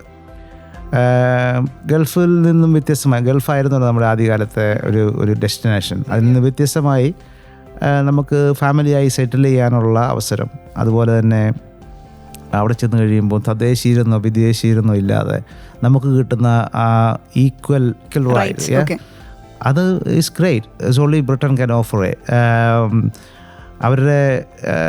അവരുടെ ആതിഥ്യ മര്യാദ, അവരുടെ നമ്മൾക്ക് തരുന്ന acceptability, there's a lot to learn from them. അതുകൊണ്ടാണ് ആളുകൾ ബ്രിട്ടൻ ആഗ്രഹിക്കുന്നത്. ഓക്കെ സാർ, അപ്പോൾ നമ്മൾ നേരത്തെ നമ്മുടെ സംഭാഷണങ്ങൾ വന്നിരുന്നു. സാർ ഏകദേശം ഒരു 25-26 വയസ്സുള്ള സമയത്തായിരുന്നു ബ്രിട്ടനിലേക്ക് എത്തിപ്പെട്ടത് എന്നുള്ളത്. അപ്പോൾ ഇന്നത്തെ ഒരു 25-കാരനാണ് സോജൻ ജോസഫ് എന്ന വ്യക്തിയെങ്കിൽ ഏത് സ്ഥലമായിരിക്കും അല്ലെങ്കിൽ ഏത് രാജ്യമായിരിക്കും സാർ ചൂസ് ചെയ്തിരിക്കുന്നത്? തീർച്ചയായിട്ടും ബ്രിട്ടൻ തന്നെയായിരിക്കും. അതിൽ വേറെ വ്യത്യാസമൊന്നുമില്ല. 1-2 കാര്യങ്ങൾ. ഒരു കാര്യം, അതായത് എനിക്ക് കുറേ കാലങ്ങൾക്ക് മുമ്പ് ഈ UK നിന്നും ആളുകൾ കുറേ പേര് ഓസ്ട്രേലിയയിലേക്ക് അവിടെ നിന്ന് മൈഗ്രേറ്റ് ചെയ്യുന്നുണ്ടായിരുന്നു, നേഴ്സുമാർ അവിടെ വന്നവർ. അതിൻ്റെ പ്രധാന 1-2 കാര്യങ്ങൾ, കാലാവസ്ഥ, ഓസ്ട്രേലിയയിൽ ചെന്നാൽ കുറച്ചുകൂടെ ചൂടുള്ള കാലാവസ്ഥ കിട്ടും എന്നൊക്കെയുള്ള ഒരു ഇതിലാണ് ആളുകൾ മൂവ് ചെയ്തത്. എനിക്കും ആ ഒരു ഓപ്ഷൻ ഉണ്ടായിരുന്നു. ഞാനും എൻ്റെ കുടുംബവും പക്ഷേ തീരുമാനിച്ചത് now we going to stay in UK. അതിന് ഉള്ള പ്രധാന കാരണം എനിക്ക് ലോകത്തിൻ്റെ മറ്റ് ഭാഗങ്ങളുമായിട്ടുള്ള കണക്ടിവിറ്റി. ഞാനിപ്പോൾ താമസിക്കുന്നിടത്തുനിന്ന് 40 മിനിറ്റ് ട്രെയിനിൽ യാത്ര ചെയ്ത് കഴിഞ്ഞാൽ ഞാൻ ഫ്രാൻസിലെത്തും. ഇനി ഡ്രൈവ് ചെയ്യുവാണെങ്കിൽ 2 hours ഡ്രൈവ് ചെയ്ത് കഴിഞ്ഞാൽ ഞാൻ പാരീസിലെത്തും. അവിടെ നിന്ന് 2 മണിക്കൂർ ഡ്രൈവ് ചെയ്ത് കഴിഞ്ഞാൽ ജർമ്മനിയിലെത്തും. യൂറോപ്പിൻ്റെ വിവിധ രാജ്യങ്ങളിലെത്താൻ നമുക്ക് ഏകദേശം മണിക്കൂർ മാത്രം മതി. ഇനി അവിടെ നിന്ന് അമേരിക്കയ്ക്ക് പോകണമെങ്കിൽ ഏറ്റവും ക്ലോസസ്റ്റ് ആയിട്ടുള്ള സ്ഥലത്തേക്ക് 6 or 7 hours ഫ്ലൈറ്റ്. ഓസ്ട്രേലിയയിലേക്ക് പോകാം, ഇന്ത്യയിലേക്ക് വരാൻ അതുപോലെ തന്നെ എളുപ്പമാണ്. അപ്പം കണക്ടിവിറ്റി അതായിരുന്നു എന്നെ അട്രാക്റ്റ് ചെയ്ത ഒരു കാര്യം UK നിൽക്കാനുള്ളത്. ഓരോരുത്തർക്കും ഓരോ കാരണങ്ങളുണ്ടാകാം, പക്ഷേ I think UK is the best. UK എന്ന രാജ്യത്തോട് സർ ഫുള്ളി സാറ്റിസ്ഫൈഡ് ആണെന്ന് വീണ്ടും വീണ്ടും എടുത്തു പറയാണ്. കേട്ടുകൊണ്ടിരിക്കുന്നത് ഇമ്മിണി ബല്യൊരാളാണ്. Only on Sargakshetra 89.6 FM. കാതോരം കരുതലായി കാലത്തിനൊപ്പം. 89.6 FM Sargakshetra. Welcome back to ഇമ്മിണി ബല്യൊരാൾ സർഗക്ഷേത്ര 89.6 FM. ഇന്ന് നമുക്ക് അതിഥിയായിട്ട് എത്തിയിരിക്കുന്നത് നമ്മുടെ സ്റ്റുഡിയോയിൽ നമ്മോടൊപ്പം ഉള്ളത് മലയാളി സാന്നിധ്യമാണ്, അതും അങ്ങ് UK പാർലമെന്റിൽ. ഓക്കെ, അപ്പൊ സോജൻ ജോസഫ് എന്ന കോട്ടയംകാരനെയാണ് നമ്മൾ ഇന്ന് ഇമ്മിണി ബല്യൊരാളിൽ ഇതാ കണ്ടുമുട്ടിയിരിക്കുന്നത്. സാർ, ഇനി ചോദിക്കാനുള്ള ഒരു കാര്യം എന്ന് പറയുന്നത്, സോജൻ ജോസഫ് എന്ന് പറയുന്ന വ്യക്തിക്ക് പൊതുപ്രവർത്തനം അല്ലാതെ, ഇപ്പോൾ സാറ് പൊതുപ്രവർത്തനത്തിനാണല്ലോ ഇറങ്ങിയിരിക്കുന്നത്, അപ്പൊ അതല്ലാതെ സാറിന്റെ പേഴ്സണൽ ഇൻട്രസ്റ്റുകൾ എന്തൊക്കെയാണ്, ഹോബീസ്, കാര്യങ്ങൾ എങ്ങനെയൊക്കെയാണ്? സിനിമ കാണാൻ ഇഷ്ടമാണ്. അത്യാവശ്യം സമയങ്ങളൊക്കെ കിട്ടുമ്പോൾ സിനിമ കാണും. കഴിഞ്ഞ ഒരു 3-4 മാസമായിട്ട് ആ കാര്യത്തിൽ വളരെ പുറകോട്ടാണ്, സമയം കിട്ടുന്നില്ല. ഏത് ഭാഷയായിരിക്കും കൂടുതൽ പ്രിഫർ ചെയ്യുന്നത്? ഹോളിവുഡ് മൂവീസും ബോളിവുഡ് മൂവീസും ഒക്കെ കാണാറുണ്ട്, മലയാളം സിനിമകളും കാണാറുണ്ട്. സിനിമ ഇഷ്ടമാണ്, യാത്ര ഇഷ്ടമാണ്. ഞാൻ മുമ്പേ പറഞ്ഞല്ലോ കണക്ടിവിറ്റി. ഞാൻ കുറേ യാത്ര ചെയ്തിട്ടുണ്ട് കുട്ടികളൊക്കെ ആയിട്ട്. പ്രത്യേകിച്ച് റോഡ് ഡ്രൈവ് എനിക്ക് ഇഷ്ടമുള്ള കാര്യമാണ്. ഡ്രൈവ് ചെയ്യാൻ ഇഷ്ടമാണ്. ഞങ്ങൾ ഫാമിലി ആയിട്ട് ഞങ്ങൾ അങ്ങനെ പോകാറുണ്ട്. പിന്നെ ഒരു കുറച്ചു കാലം ഒരു ഓട്ടം ഒരു ഹോബി ആയിരുന്നു. കുറച്ച് മാരത്തണൊക്കെ ഓടിയിട്ടുണ്ട്. അത്ലറ്റ് ആണോ എന്ന് ചോദിച്ചാൽ ഇല്ല, നമ്മുടെ ജീവൻ നിലനിർത്താൻ വേണ്ടിയുള്ള ഓട്ടമായിരുന്നു. പക്ഷേ പിന്നെ ജിമ്മിൽ പോകാറുണ്ട്. ഇതൊക്കെയാണ് നമ്മുടെ ഹോബീസ്. ഈ ഒരു പൊതുപ്രവർത്തനം എന്ന് പറയുന്നത് വളരെ മെയിൻ പ്രയോറിറ്റി അത് തന്നെയായിരിക്കും. സോ എങ്ങനെയായിരിക്കും ഈ ഒരു പേഴ്സണൽ ഇൻട്രസ്റ്റുകളും കൂടെ കൊണ്ടുപോകാനുള്ള ടൈം കിട്ടാറുണ്ടോ? ടൈം മാനേജ്മെന്റ് ഒക്കെ എങ്ങനെയാണ്? ടൈം ഇപ്പോൾ ഇച്ചിരി ബുദ്ധിമുട്ടുണ്ട്, പക്ഷേ അത് മാനേജ് ചെയ്യുന്ന കാര്യത്തിൽ കുഴപ്പമൊന്നുമില്ല. ഞാൻ എൻ്റെ ദിവസം നേരത്തെ സ്റ്റാർട്ട് ചെയ്യും. പറ്റുവാണെങ്കിൽ രാവിലെ മറ്റു കാര്യങ്ങൾ ചെയ്യുന്നതിന് മുമ്പേ ഓടുകയോ ജിമ്മിലൊക്കെ പോകാൻ സാധിക്കുമെങ്കിൽ അത് ചെയ്യും. വൈകുന്നേരത്തേന് കാര്യങ്ങൾ മാറ്റി വെക്കാതെ എത്രയും നേരത്തെ ചെയ്യാൻ പറ്റുവാണെങ്കിൽ ചെയ്യും. ഇപ്പോൾ ഈ കഴിഞ്ഞ കുറച്ച് നാളുകളായിട്ട് ഇച്ചിരി സമയം കണ്ടെത്തുന്നതിൽ ബുദ്ധിമുട്ടുണ്ട്. അല്ലെങ്കിൽ എൻ്റെ പ്രധാന ലക്ഷ്യമെന്ന് പറയുന്നത് രാവിലെ നേരത്തെ സ്റ്റാർട്ട് ചെയ്യട്ടെ. ഓക്കെ, അപ്പോൾ ഒരു പോസിറ്റിവിറ്റി അവിടെ തന്നെ തുടങ്ങും അല്ലേ? തീർച്ചയായിട്ടും. നമ്മുടെ രാവിലെ നമ്മുടെ ബ്രെയിനൊക്കെ നന്നായിട്ട് വർക്ക് ചെയ്തിരിക്കുന്ന സമയത്ത് മാക്സിമം കാര്യങ്ങൾ അന്നേരം അങ്ങ് ചെയ്യാമെങ്കിൽ പിന്നെ വൈകുന്നേരം ആകുമ്പോൾ നമുക്ക് കുറച്ച് TV ഒക്കെ കാണുമോ, റെസ്റ്റ് ചെയ്യുമോ, റിലാക്സ്ഡ് ആവാം ഇത്തിരി കൂടി. ഓക്കെ സാർ, അതുപോലെ സ്ട്രെസ് എന്ന് പറയുന്ന കാര്യം എല്ലാവർക്കും ഉണ്ടാവും. അപ്പോൾ സ്ട്രെസ് ഉണ്ടാവുമ്പോൾ സാറിൻ്റെ ഒരു സ്ട്രെസ് ബസ്റ്ററായിട്ട് എന്താണ് നോക്കിക്കാണുന്നത് സാർ? ഫിസിക്കൽ എക്സസൈസാണ് എൻ്റെ കാഴ്ചപ്പാടിൽ ഏറ്റവും നല്ല സ്ട്രെസ്സിനെ മാനേജ് ചെയ്യാനുള്ളത്. നമ്മുടെ എബിലിറ്റീസ് എന്തും ആയിക്കോട്ടെ, നമ്മൾ ഒരു കാരണവശാലും എനിക്ക് 50 വയസ്സായി മുട്ടിന് വേദനയാണ്, നടുവിന് വേദനയാണ് എന്ന് പറഞ്ഞിരിക്കാതെ, അതൊന്നും ഒരു കാരണമല്ല. നമുക്ക് നടക്കാൻ പറ്റുന്നൊരു നടക്കാം, ഓടാൻ പറ്റുന്നൊരു ഓടാം, സ്വിം ചെയ്യാൻ പറ്റുന്നൊരു സ്വിം ചെയ്യാം. പക്ഷെ നമുക്കിവിടെ കുറച്ച് ഫെസിലിറ്റീസൊക്കെ കുറവാണ് നമ്മുടെ അങ്ങനെയുള്ള കാര്യങ്ങൾ. നമുക്കവിടെ UK-യിലൊക്കെ നമുക്ക് എല്ലാ ടൗണുകളിലും സ്ട്രീറ്റുകളിലും നമുക്ക് നടപ്പാതകളും ഓടാനും എക്സസൈസ് ചെയ്യാനുള്ള സ്ഥലങ്ങളും ഒക്കെ ഇഷ്ടംപോലെ അവൈലബിൾ ആണ്. അത് വലിയവരെന്ന് മാത്രമല്ല, കുട്ടികളും സ്ത്രീകളും എല്ലാം. ഞങ്ങൾ തൊട്ടടുത്ത് നടന്നു പോകാൻ ദൂരത്ത് എനിക്കൊരു ജിമ്മുണ്ട്. ഞാനും എൻ്റെ വൈഫും കുട്ടികളും ഒക്കെ ഒന്നിച്ചാണ് ഞങ്ങൾ പോകാറുള്ളത്. അതൊരു നല്ല കാര്യമാണ്. അപ്പോൾ അത് അങ്ങനെ ഒരു സമ്പ്രദായം നമുക്ക് കേരളത്തിൽ ചെയ്യാൻ പറ്റുവാണെങ്കിൽ, അത് ഗവൺമെൻറ് തന്നെയല്ല ചെയ്യേണ്ടത്, പബ്ലിക് സെക്ടറുകളിൽ നമുക്ക് ഇങ്ങനെയുള്ള ജിം, എന്താ പറയുക, സ്വിമ്മിംഗ് പൂളുകളും സ്പോർട്സ് ഏരിയകളും കുറേയും കൂടെയൊക്കെ വരുവാണെങ്കിൽ നമുക്കതിന് ആളുകൾ മോട്ടിവേറ്റ് ചെയ്യും. ഇവിടെയൊക്കെ നമുക്ക് ഒരാൾ ചെയ്ത് കാണുമ്പോഴത്തേനും വേറെ ആൾ എന്ത് വിചാരിക്കുമെന്ന് ചെയ്യാത്തവരുണ്ട്. പക്ഷെ അതൊക്കെ മാറ്റി വെച്ചിട്ട് ഇറങ്ങി ഫാമിലി ആയിട്ട് അങ്ങോട്ടും ഇങ്ങോട്ടും പരസ്പരം മോട്ടിവേറ്റ് ചെയ്ത് പോയി ചെയ്യാൻ പറ്റുവാണെങ്കിൽ നല്ല കാര്യമായിരിക്കും. ഓക്കെ, അപ്പോൾ സ്വയം ഒന്ന് ഫിസിക്കലി ഫിറ്റ് ആവാന്ന് പറയുന്നത് തന്നെയാണ് ഏറ്റവും വലിയ ഒരു സ്ട്രെസ് മാനേജ് ചെയ്യാനുള്ള ഒരു കീ എന്നാണ് സാർ പറഞ്ഞിരിക്കുന്നത്. കേട്ടുകൊണ്ടിരിക്കുന്നത് ഇമ്മിണി ബല്യൊരാളാണ് സർഗക്ഷേത്ര 89.6 FM-ലൂടെ. 89.6 FM Sargakshetra. Welcome back to ഇമ്മിണി ബല്യൊരാൾ. കൂടെയുള്ള തന്നെയാണ് ഒരു നാൾ 26 വയസ്സുകാരൻ UK-യിൽ പോയിരുന്നു. അദ്ദേഹം ഇപ്പോൾ MP ആണ്, അതും UK-യുടെ. സോജൻ ജോസഫ് എന്ന കോട്ടയംകാരൻ. സാർ, ഇനി നമ്മൾ ചോദിക്കുന്ന ഒരു കാര്യം എന്ന് പറയുന്നത് സാറിന്റെ കുടുംബത്തിനെ പറ്റിയിട്ടാണ്. ഭാര്യ, കുട്ടികളൊക്കെ സാറിന്റെ ഒപ്പമാണ്, മറ്റ് ഫാമിലി മെമ്പേഴ്സ് ഒക്കെ നാട്ടിൽ തന്നെയാണെന്ന് അറിയാം. അവരെ പറ്റിയിട്ടുള്ള വിശേഷങ്ങളാണ് അറിയാറുള്ളത്. അതുപോലെ സാറിന്റെ ഈ ഒരു വിജയത്തിൽ അവരുടെ ആ ഒരു പങ്ക് എത്രത്തോളം ഉണ്ടായിരുന്നു എന്നൊക്കെ നമുക്ക് അറിയാനായിട്ട് താല്പര്യമുണ്ട്. എൻ്റെ ഭാര്യയും കുട്ടികളും അവിടെയാണ്. ബാക്കി എൻ്റെ ഒരു സിസ്റ്റർ അവിടെയുണ്ട്, UK-യിൽ തന്നെയുണ്ട്. അവർ ഫാമിലിയായിട്ട് അവിടെ താമസിക്കുന്നു. പിന്നെ എൻ്റെ മറ്റ് 2 സിബ്ലിങ്സ് അവർ ഗുജറാത്തിലായിരുന്നു ചെയ്ത്. അവർ റിട്ടയറായി, അവരിപ്പോൾ നാട്ടിലുണ്ട്. പിന്നെ മറ്റ് 2 പേര് 3 പേരും ഇവിടെ നമ്മുടെ നാട്ടിൽ തന്നെ ഉണ്ട്. പക്ഷേ ഇപ്പോൾ അവരുമൊക്കെ അവരുടെ മക്കളുമൊക്കെ ഇതുപോലെ യൂറോപ്പിലും ഓസ്ട്രേലിയയിലൊക്കെ പോയതുകൊണ്ട് അവരുമൊക്കെ ഇതുപോലെ ഒരു പാർട്ട് ടൈം പ്രവാസികളായിട്ട് അങ്ങോട്ട് പോയി അവർ കുറച്ച് നാൾ അവിടെ നിൽക്കുക, ഇങ്ങോട്ട് വരിക, ഇതൊക്കെയുള്ള ഡ്യൂട്ടിയിലാണ് ഇതൊക്കെ നടക്കുന്നത്. എൻ്റെ ഫാദർ ഇവിടെ ഉണ്ട്. അവരൊക്കെ എല്ലാവരും വളരെ സന്തോഷവാന്മാരായിരുന്നു എൻ്റെ വിജയത്തിൽ. അവരെൻ്റെ കൂടെ ഈ കഴിഞ്ഞ ദിവസങ്ങളൊക്കെ ഇവിടെയുള്ള ചെറിയ മീറ്റിങ്ങുകൾക്കൊക്കെ വരാറുണ്ട്. ഞങ്ങളൊരു യൂണിറ്റ് ആയിട്ടാണ് ഞങ്ങൾ പോണത്. ഓക്കെ. അതുപോലെ ഭാര്യയും കുട്ടികളൊക്കെ എന്താണ് ചെയ്യുന്നത്? ഭാര്യ നേഴ്സാണ്. ഓക്കെ. അവിടെ തന്നെ UK തന്നെ. ഞങ്ങൾ തൃശ്ശൂർ ഇരിങ്ങാലക്കുടയാണ് അവരുടെ വീട്. 3 കുട്ടികളുണ്ട്. അവർ 3 പേരും born and brought up there and they doing the studies there. Okay. ആരെങ്കിലും അച്ഛൻ്റെ മാതൃക പിന്തുടരുന്ന ആരെങ്കിലും ഉണ്ടോ കുട്ടികളിൽ? No, I don't think politics അവർക്കാർക്കും ഇഷ്ടമല്ല. മാറി നിന്ന് കാണാനാണ് അവർ ശ്രമിക്കുന്നത്. ഓക്കെ. മെഡിക്കൽ ഫീൽഡിലേക്കോ? മെഡിക്കൽ ഫീൽഡിലേക്ക് ഒരാൾ ബയോമെഡിക്കൽ എഞ്ചിനീയറിംഗ് ആണ് പഠിക്കുന്നത്, മൂത്തയാൾ. രണ്ടാമത്തെ ആൾ ഇപ്പോൾ MBBS-ന് ജോയിൻ ചെയ്യാൻ പോവുകയാണ്. അപ്പം മെഡിക്കൽ ഫീൽഡിൽ ഡെഫിനറ്റ് ആയിട്ടും എക്സ്പെക്ട് ചെയ്യാതെ. ഓക്കെ. അപ്പോൾ എങ്ങനെയായിരുന്നു ഇവരുടെ സപ്പോർട്ടും അല്ലെങ്കിൽ ഈ ഒരു വിജയത്തിന് ശേഷം ഇവരുടെയൊക്കെ റിയാക്ഷൻസ് ഒക്കെ എങ്ങനെയായിരുന്നു? അവർ ക്യാമ്പയിനിങ്ങിനൊക്കെ അവരുണ്ടായിരുന്നു. ലീഫ്ലെറ്റൊക്കെ ഇടാനും ഒക്കെ പോകാറുണ്ടായിരുന്നു. എൻ്റെ ഒരു മോള് ഇതൊക്കെ എൻ്റെ ലീഫ്ലെറ്റുകളൊക്കെ ഡിസൈൻ ചെയ്യാൻ ഹെൽപ്പ് ചെയ്യുന്നുണ്ടായിരുന്നു പാർട്ടിക്ക് വേണ്ടിയിട്ട്. അതുപോലെ പക്ഷേ ഇലക്ഷൻ സമയത്ത് അവർ 3 പേരും എൻ്റെ കൂടെ ഇല്ലായിരുന്നു. അവർ 3 പേരും ന്യൂയോർക്കിലായിരുന്നു. അപ്പം അവർ തന്നെ അവിടെ ഉണ്ടായിരുന്നു ഒരാഴ്ച. they were all happy. Okay. അതുപോലെ ഇനി സാറിന്റെ വിദ്യാഭ്യാസ മേഖലയെ പറ്റിയിട്ടൊന്നും അറിഞ്ഞാൽ കൊള്ളാവുന്നുണ്ട്. നമ്മുടെ നാട്ടിൽ തന്നെയാണ്, കോട്ടയംകാരനായതുകൊണ്ട് ഇവിടെ ആയിരിക്കുമല്ലോ പ്രാഥമിക വിദ്യാഭ്യാസമൊക്കെ കഴിഞ്ഞിട്ടുണ്ടാവുക. എവിടെയായിരുന്നു പഠിച്ചതും കാര്യങ്ങളൊക്കെ? കൈപ്പുഴ സ്കൂളിലാണ് എൻ്റെ സ്കൂള് ജീവിതം നടത്തുന്നത്. ഇന്നിപ്പോൾ അവിടെ സ്കൂളിൽ കുട്ടികളും ടീച്ചേഴ്സും എല്ലാവരും കൂടെ എനിക്കൊരു സ്വീകരണമൊക്കെ തന്നിട്ടുണ്ടായിരുന്നു. വളരെ എന്നാ പറയുന്നത്, വികാരഭരിതമായ ഒരു ആയിരുന്നു. ഗോയിങ് ബാക്ക് ടു നമ്മുടെ ബാലപാഠങ്ങളൊക്കെ പഠിച്ച സ്കൂളിൽ പോവാണ്. അപ്പോൾ കൈപ്പുഴ സ്കൂളിലാണ് 1 മുതൽ 10 വരെ പഠിച്ചത്. അതിനുശേഷം എൻ്റെ ആഗ്രഹപ്രകാരം വൈദികനാകാൻ സെമിനാരി ജീവിതം നടത്തി 2 വർഷം.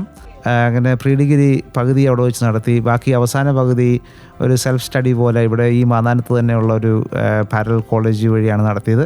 അതിനുശേഷം നഴ്സിംഗ് ബാംഗ്ലൂരിൽ, പോസ്റ്റ് ഗ്രാജുവേഷനും മാസ്റ്റേഴ്സും എല്ലാം എടുത്തത് UK-യിൽ തന്നെയാണ് എടുത്തിരിക്കുന്നത്. ഓക്കെ. അപ്പോൾ നമ്മൾ വിദ്യാഭ്യാസ മേഖലയെ പറ്റിയിട്ട് പറഞ്ഞിട്ടുണ്ട്. ഇനി എനിക്ക് ചോദിക്കാനുള്ള ഒരു കാര്യം എന്ന് പറയുന്നത്, സാർ എങ്ങനെയായിരുന്നു രാഷ്ട്രീയത്തിലേക്ക് ഇറങ്ങിയത്? അതായത് ഇവിടെ നിൽക്കുമ്പോൾ തന്നെ ആ ഒരു രാഷ്ട്രീയത്തിൻ്റെ ആ ഒരു ടേസ്റ്റ് അനുഭവിച്ചിരുന്നോ, അതോ അവിടെ ചെയ്തതിന് ശേഷമാണോ രാഷ്ട്രീയത്തിലേക്ക് ഇറങ്ങിയത്? പൊളിറ്റിക്സ് എന്ന ഒരു ഫാക്ടർ വന്നത്? ഇവിടെ വെച്ച് രാഷ്ട്രീയ പ്രവർത്തനമൊന്നും ഇല്ലായിരുന്നു. രാഷ്ട്രീയ പ്രവർത്തനമൊന്നും ഇല്ലായിരുന്നു. ഒരുപക്ഷെ ആണെങ്കിൽ അതിനുള്ള അവസരം കിട്ടിയില്ല എന്ന് പറയുന്നതായിരിക്കും ഒരുപക്ഷെ ശരി. ചിലപ്പോഴാണെങ്കിൽ എന്തോ രാഷ്ട്രീയത്തിലേക്ക് ഇറങ്ങാനുള്ള ഒരു താല്പര്യം ഒന്നില്ലായിരുന്നു. UK ചെന്നിട്ടാണെങ്കിലും കുറച്ച് കാലങ്ങൾക്ക് ശേഷമാണ് രാഷ്ട്രീയം തുടങ്ങുന്നത്. ഓക്കെ. നമ്മളൊന്ന് സെറ്റിൽ ആയതിനു ശേഷമാണ് തുടങ്ങിയത് അല്ലേ? ഓക്കെ. അപ്പം നമ്മൾ കേട്ടുകൊണ്ടിരിക്കുന്ന വിശേഷങ്ങൾ മറ്റാരുടെയല്ല, UK-യിലെ MP ആയിട്ടുള്ള കോട്ടയംകാരൻ സോജൻ ജോസഫിന്റെയാണ്. കേട്ടുകൊണ്ടേയിരിക്കൂ ഇമ്മിണി ബെലൊരാൾ ഓൺലി ഓൺ സർഗക്ഷേത്ര 89.6 FM. കാതോരം കരുതലായി കാലത്തിനൊപ്പം കൂടെയുള്ള തന്നെയാണ് 89.6 FM Sargakshetra. Welcome back to ഇമ്മിണി ബെല്ലുരാൾ ഓൺലി ഓൺ സർഗക്ഷേത്ര 89.6 FM. നമ്മോടൊപ്പം ഉള്ള വ്യക്തി UK-യിലെ MP ആയിട്ടുള്ള സോജൻ ജോസഫ് സാറാണ്. സാർ, ഇനി നമുക്ക് ചോദിക്കാനുള്ളത്, അതായത് ഇപ്പോൾ കുറേ സോഷ്യൽ മീഡിയാസിൽ നമ്മൾ കണ്ടുവരുന്ന ഒരു കാര്യമുണ്ട്, ഏതെങ്കിലും ഒരു രാജ്യത്തിന്റെ മെയിൻ ഒരു സെന്റർ ഓഫ് അട്രാക്ഷൻ എന്ന് വേണമെങ്കിൽ നമുക്ക് പറയാം, അതുപോലെയുള്ള സ്ഥലങ്ങളിൽ നമ്മുടെ ഇന്ത്യക്കാർ അല്ലെങ്കിൽ മലയാളികളുടെ ഓരോ കടകൾ അല്ലെങ്കിൽ ഷോപ്സിന്റെ പേരുകളൊക്കെ ഭയങ്കര വൈറലായിട്ടുള്ള കുറേ വീഡിയോസ് ഉണ്ട്. അപ്പോൾ ഏതൊരു മലയാളിയും എല്ലാ സ്ഥലത്തും എത്തിപ്പെടും എന്നുള്ളൊരു പഴഞ്ചൊല്ലും നമുക്കുണ്ടല്ലോ. അപ്പോൾ ഒരു കൊച്ചു കേരളം രൂപപ്പെട്ട് വരുന്ന ഏതെങ്കിലും സ്ഥലങ്ങളുണ്ടോ UK-യിൽ? ഞങ്ങളൊക്കെ ചെല്ലുന്നതിന് മുമ്പ് തന്നെ ലണ്ടനിൽ 2 സ്ട്രീറ്റുകളിൽ നമ്മുടെ ഇന്ത്യൻ ഫുഡും ഇന്ത്യൻ ഷോപ്പുകളും ഒക്കെ ഉള്ള സ്ഥലങ്ങളുണ്ട്. ഈസ്റ്റ് ഹാം എന്ന് പറയും പറഞ്ഞു, ലണ്ടനിലുള്ളതാണ്. അത് മാത്രമേ അങ്ങനെ ഞാനത് എക്സ്പീരിയൻസ് ചെയ്തിട്ടുള്ളൂ. അങ്ങനൊരു കൊച്ചു കേരളം UK-യിൽ വരുന്നതും സൃഷ്ടിക്കാൻ ശ്രമിക്കുന്നതും വേണമെന്ന് ആഗ്രഹിക്കുന്നതും അത്ര നല്ല കാര്യമായിട്ട് എനിക്ക് തോന്നുന്നില്ല ആക്ച്വലി. ഞാൻ മുമ്പ് പറഞ്ഞ പോലെ നമ്മൾ ആ കമ്മ്യൂണിറ്റിയിൽ ഇൻ്റഗ്രേറ്റ് ചെയ്ത് ജീവിക്കുമ്പോഴാണ് നമുക്ക് നല്ലൊരു സുരക്ഷിതമായിട്ടുള്ള ഒരു ജീവിത സാഹചര്യം ഉണ്ടാകുന്നത്. ഇല്ലെങ്കിൽ എന്താണ് സംഭവിക്കുന്നത്? ഇപ്പോൾ ഇവിടെ ഈ മാന്നാനത്ത് ഇവിടെ വന്നിട്ട് നമ്മുടെ ഏതെങ്കിലും സംസ്ഥാനത്ത് നിന്ന് വന്ന ആളുകൾ കൂടി ഒരു ഏരിയ മുഴുവൻ അവർ ഒക്യുപ്പൈ ചെയ്ത് കടകൾ ഒക്കെ ആക്കി അവരുടേതായ ഒരു കോട്ട കെട്ടിയാൽ എന്ത് തോന്നും? അന്നൊക്കെ എന്ത് തോന്നും? ബുദ്ധിമുട്ടായിരിക്കും. നമ്മുടെ നാട്ടുകാർക്കെല്ലാം ഉണ്ടാവും ആ ഒരു പ്രവണത. ഏത് നാട്ടുകാർക്കും ഉണ്ടാകും. അതുകൊണ്ടാണ് നമ്മൾ നമ്മുടേതായ ചെറിയ ചെറിയ കോട്ടകൾ കെട്ടി UK-യിൽ പോയി പുതിയൊരു മാന്നാനമോ കോട്ടയോ കേരളമോ സൃഷ്ടിക്കാൻ ശ്രമിക്കാതിരിക്കുക. അതാണ് നമുക്ക് നല്ലത്. അങ്ങനെ ചിലപ്പോൾ പ്രശ്നങ്ങൾ രൂക്ഷമാവാനുള്ള സാധ്യത മാത്രമേ കാണുന്നുള്ളൂ അല്ലേ? അതുകൊണ്ട് പ്രത്യേകിച്ച് ഗുണങ്ങളൊന്നുമില്ല. നമ്മൾക്ക് നല്ല സംസ്കാരങ്ങളുണ്ട്. ആ നാട്ടിലും ഒരുപാട് നല്ല സംസ്കാരങ്ങളുണ്ട്. അത് രണ്ടിൻ്റെയും നല്ല വശങ്ങളെടുത്ത് ഇഴുകിച്ചേർന്ന് പോകാൻ സാധിക്കുന്നവരും ആ നാട്ടിൽ അവിടുത്തെ നിയമങ്ങൾ പാലിക്കാൻ തയ്യാറുള്ളവരും ആ നാടിനെ സ്നേഹിക്കുന്നവരുമാണ് ആ നാട്ടിൽ വരേണ്ടത് അല്ലേ? തീർച്ചയായിട്ടും. അതെ ഉറപ്പായിട്ടും.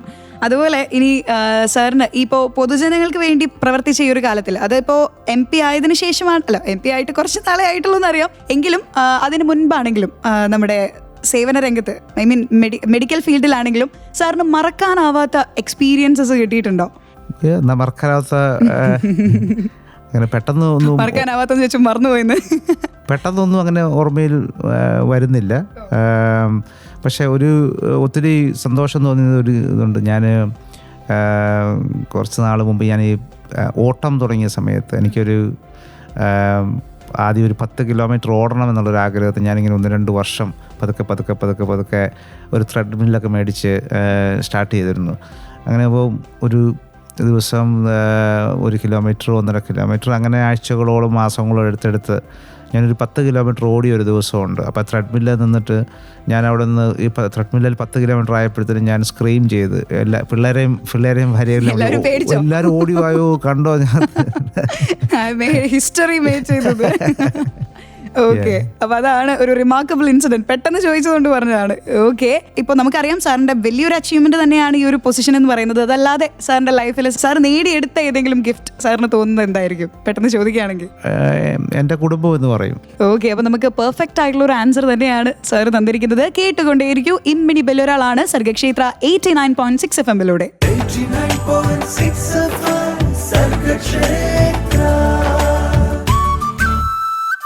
Once again, welcome back to Immini Balyoral only on Sargakshetra 89.6 FM. കാതോരം കരുതലായി കാലത്തിനൊപ്പം. ഇന്ന് നമ്മോടൊപ്പം ചേർന്നിരിക്കുന്ന അതിഥി എന്ന് പറയുന്നത് UK-യിലെ newly elected member of parliament ആണ് സോജൻ ജോസഫ് സർ.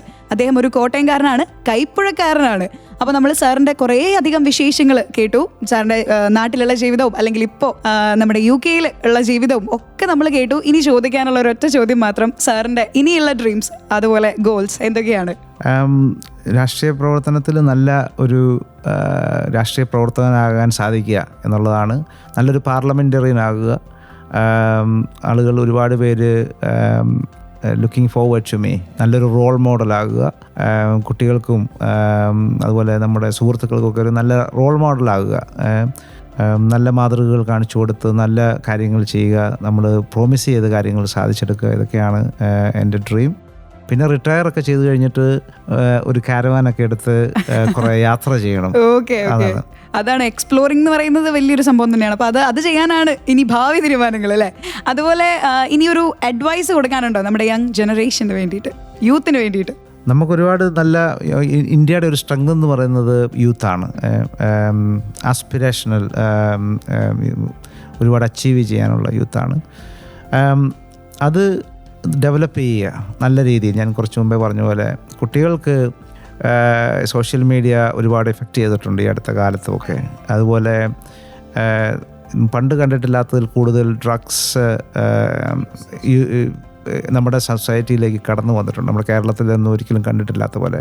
അത് നമ്മുടെ യൂത്തിനെ പെട്ടെന്ന് അതിലേക്ക് ആകർഷിക്കപ്പെടാൻ സാധ്യതയുണ്ട്.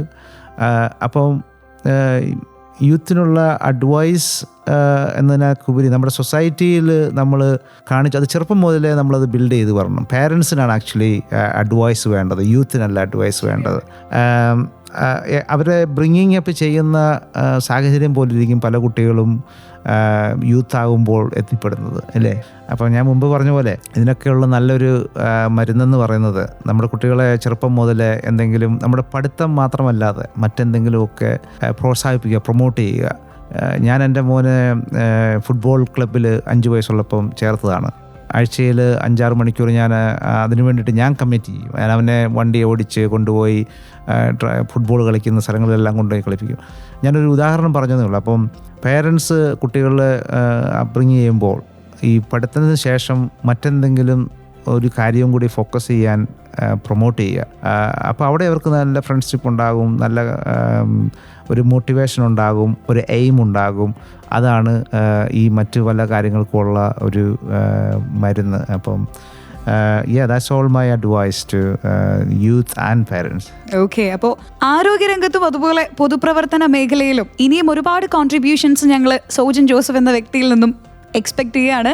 അതുപോലെ തന്നെ സാറിൻ്റെ ഇത്രയും പ്രഷ്യസ് ആയിട്ടുള്ള സമയം നമ്മളോടൊപ്പം സ്പെൻഡ് ചെയ്തതിൽ ഒരുപാട് താങ്ക്സ് പറയാണ്. Thank you for being with us, sir. Thank you. Sojan Joseph എന്ന വ്യക്തിയെയും അദ്ദേഹത്തിന്റെ ജീവിതത്തെയും ഇന്നത്തെ ഇമ്മിണി ബെല്ലൊരാളിലൂടെ നമ്മൾ അറിഞ്ഞു. ഇനി മറ്റൊരാളുടെ ജീവിത വിജയത്തിന്റെ കഥ നമുക്ക് ഇമ്മിണി ബെല്ലൊരാളിലൂടെ അറിയാം. കേട്ടുകൊണ്ടേയിരിക്കൂ. This is me RJ Anna signing off from ഇമ്മിണി ബെല്ലൊരാൾ only on സർഗക്ഷേത്ര 89.6 FM.